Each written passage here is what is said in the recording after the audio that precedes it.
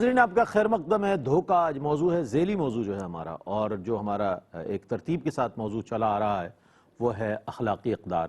دھوکے کے حوالے سے قرآن کریم کی جو احکامات ہیں، مذمت ہے، اس کو بہت اچھی طرح مفتی صاحب نے بیان فرمایا۔ ڈاکٹر صاحب سے ہم جاننے کی کوشش کریں گے۔ ڈاکٹر صاحب کیا فرمائیے گا کہ نبی مکرم صلی اللہ علیہ وآلہ وسلم نے دھوکے باز لوگوں کے لیے کیا ارشاد فرمایا؟ میں چاہتا ہوں اس پر کچھ روشنی ڈالیے۔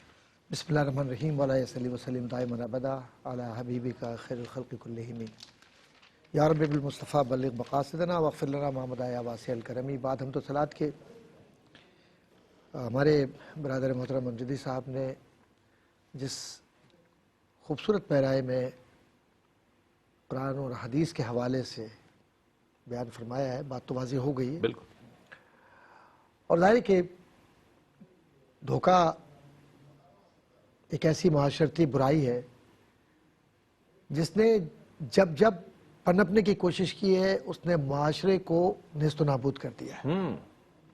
بالکل۔ تو معاشرتی تغیرات یا سوشل ویریبلز کو اگر چیک کرنا ہو کسی معاشرے میں کہ وہ معاشرہ کامیابی کا ہے یا ناکامی کا، تو اس میں صرف لوگوں کے رویے کو دیکھ لیجئے، کیونکہ دھوکہ رویہ ہے۔ رویہ۔ اور اس رویے کو جس کو آپ نے نیگیٹیوٹی کے ساتھ یا منفی کیفیات کے ساتھ دیکھا اور اس کو ایویلیویٹ کیا، تو دیکھنے کے بعد اس کی اصلاح کیسے کرنی ہے یہ عام آدمی نہیں کر سکتا۔ یہ وہی کرے گا جس کو مصطفیٰ صلی اللہ علیہ وسلم کہا جاتا ہے، جو حضور کی ذات ہے۔ حضور نے معاشرتی اقدار کو دیکھا۔ من غش فلیس منا۔ ہاں بالکل۔ میں کہنے کو تو ایک چھوٹا سا جملہ ہے لیکن پوری کائنات ہے اس کے اندر۔ ہم میں سے نہیں ہے، نکال دیا۔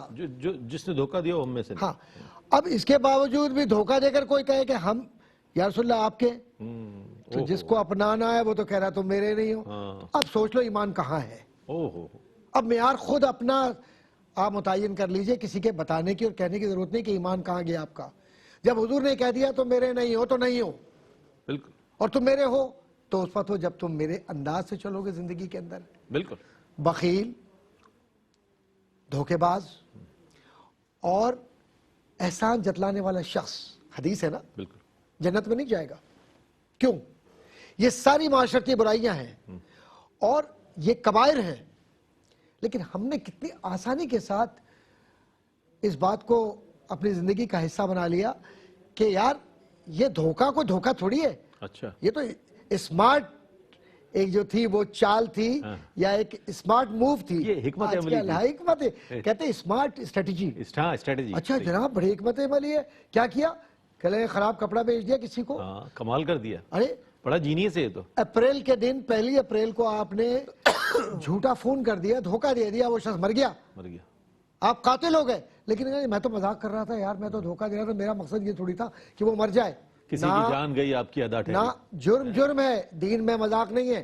مذاق میں اگر آپ نے بیوی کو طلاق دے دی تو طلاق ہو گئی، بالکل آپ بھول جائیے۔ صحیح، بالکل صحیح۔ آپ نے غصے میں طلاق دے دی تو بھی اس کے بھی احکامات ہیں۔ آپ نے بے ہوشی کی کیفیت میں بات کی، اس کے بھی احکام۔ اسلام ظلم نہیں کرتا لیکن احکامات واضح ہیں، اور اس کو سمجھنا، پڑھنا اور دین کو سمجھ کر اس پر چلنا۔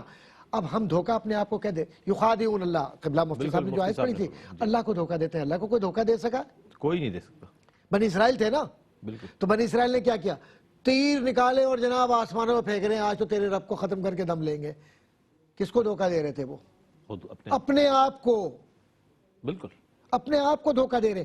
اب یہ جو اس وقت ہم جس کیفیت سے گزر رہے ہیں، میں سب کی بات نہیں کرتا لیکن استثناء ہے، لیکن اکثریت ہم ایسی ہے، جب اکثر و بیشتر ہم بیٹھتے ہیں قرآن خوانی میں تو سننے کا اتفاق ہوتا ہے، قرآن کریم پڑھنا نہیں آ رہا ہوتا، لیکن آپ انگریزی کہیے تو 3 گھنٹے تک وہ شخص انگریزی بولے گا، جبکہ حضور نے فرمایا کہ اہل جنت کی زبان عربی ہوگی۔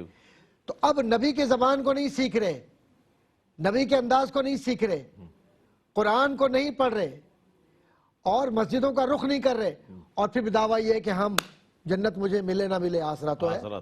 تو پھر کس کو دھوکہ دے رہے ہیں؟ ہم اپنے آپ کو دھوکہ دے رہے ہیں، اس لیے کہ اللہ کو تو نہیں دے سکتے۔ آج کا جو معاشرہ ہے جس کو آپ ترقی یافتہ معاشرہ کہتے ہیں، اس معاشرے کی جو اساس ہے، بدنصیبی سے اس معاشرے کی اساس ڈپلومیسی پر ہے، اور ڈپلومیسی کا اردو ترجمہ یا تو منافقت ہے یا دھوکہ دہی ہے۔ کیا بات۔ اور اوپن ہائم ایک بہت بڑا مفکر ہے، सोशल साइंसेस का, कबीला मुफ्ती साहब आपकी नजर करूंगा ये बात कि ओपनहाइम ने ये लिखा कि diplomacy is everything but sincerity, कि ये धोखाधड़ी, ये चालबाजी, ये दिखावा और ये किसी को आसरे में रखकर अपना मतलब निकालना, ये सब कुछ हो सकता है लेकिन ये सिंसियरिटी नहीं हो सकती, और दीन सिंसियरिटी का नाम है। तो मगरिब भी ये कहता है कि धोखा देने वाले सिंसियर नहीं है, तो हम अपने आप को क्यों धोखा दे रहे हैं? आज अल्लाह के नबी सल्लल्लाहु अलैहि वसल्लम के दीन को मानकर इस पे चलने का वक्त है। बिल्कुल।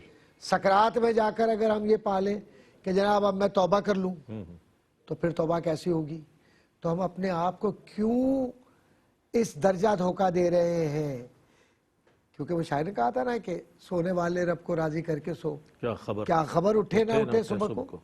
अब ये सुबह को उठना ना उठना ये हकीकत है। ये बिल्कुल। कितने लोग ऐसे हैं रेशमिया जो हमारे साथ चलते थे, जिंदगियां बसर करते थे, आज आसूदे खाक है। आसूदे खाक है, बिल्कुल ऐसे ही। यार छोड़ो कल देख लेंगे नमाज, आज क्या करनी, धोखा दे रहे हैं। अरे अल्लाह ने कहा है ना अल्लाह माफ करने वाला है, कोई बात नहीं है। अरे मैंने कहा धोखा देकर ये कर भी लिया, रिश्वत से ये मकान मैंने बना भी दिया और उस पर लिख भी दिया हाज़ा मिन फज़ल रब्बी। अरे नऊज़ुबिल्लाह मिन ज़ालिक, तुम कुरान की तौहीन कर रहे हो, तुम दीन के अहकामात की तौहीन कर रहे हो, और तुम कुरान और हदीस और शरीयत का मजाक उड़ाकर अपने आप को धोखा देकर ये समझते हो कि तुम जन्नत में जाओगे। हुजूर तो ये जो जन्नत में ले जाने वाले वो तो कह भी, वो तो साफ कह रहे हैं कि फलैसा मिन्ना, ठीक है, मन गश्शा फलैसा मिन्ना, वो हमें से है ही नहीं। अब जब है ही नहीं तो उसमें दाखिल होने का तरीका क्या है? सिर्फ एक जुमला कहकर बात पूरी करूंगा कि उसमें दाखिल होने का तरीका ये है कि अब भी वक्त है, अब भी वक्त, रुजू कर लो, जो गुनाह हुए वो तौबतुन नसूह में बदल दो, माफी मांग लो, और फिर उस पर अमल करो। तो ये कहो कि मैं मर भी जाऊं तो मैं अपने भाई को धोखा इसलिए नहीं दूंगा कि ये मेरा भाई मुझ पर एतमाद करता है। क्या बात, सुभान अल्लाह।